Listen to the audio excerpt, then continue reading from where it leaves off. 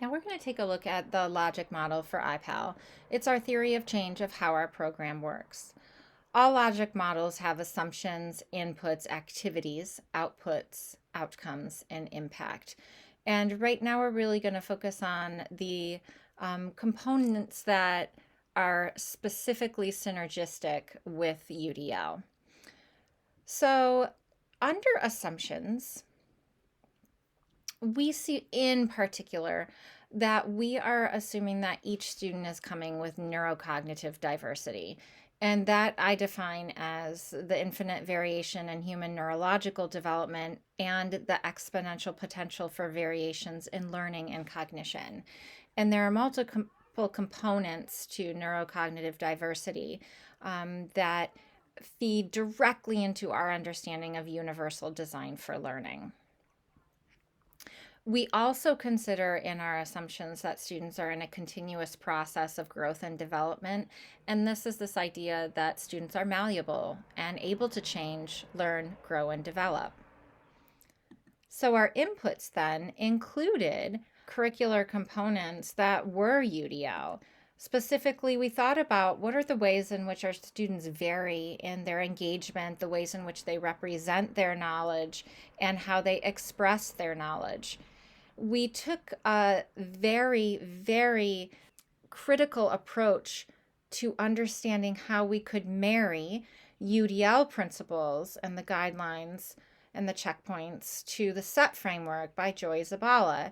And when you take a look at the SET framework, we asked our students a variety of things, and particularly we wanted to know how they vary.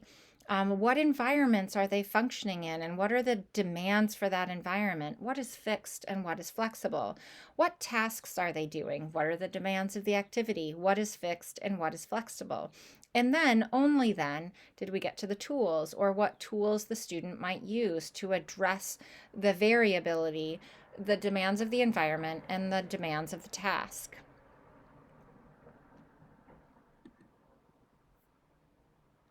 We also incorporated components of design thinking, and this is really critical for our students.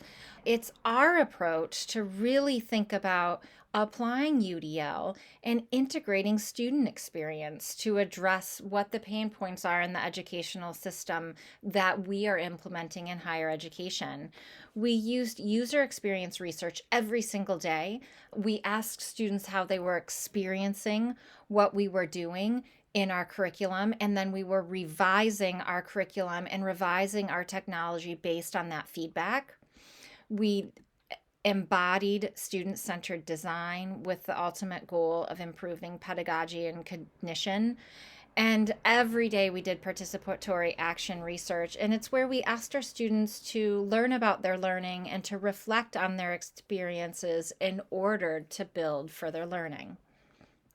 All of these things we took from a UDL perspective, in that we were anticipating variability from the outset.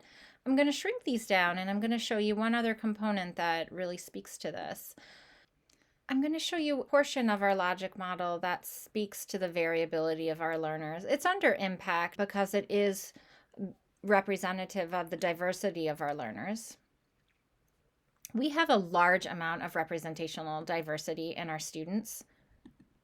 Specifically for this past fall, 66% of our students came with a diagnosis of attention deficit. 39% came with a diagnosis of a specific learning disability. 24% came with a diagnosis of some sort of reading disability. 21% with a math disability, 18% with a writing disability, and 11% with autism spectrum disorders. And you can see in this chart that if you added them all together, it's more than 100%, because our students on average have more than one particular diagnosis. They tend to be comorbid. And compared to the general population, which is noted here in yellow, our students have much more variability than we are anticipating in the general population.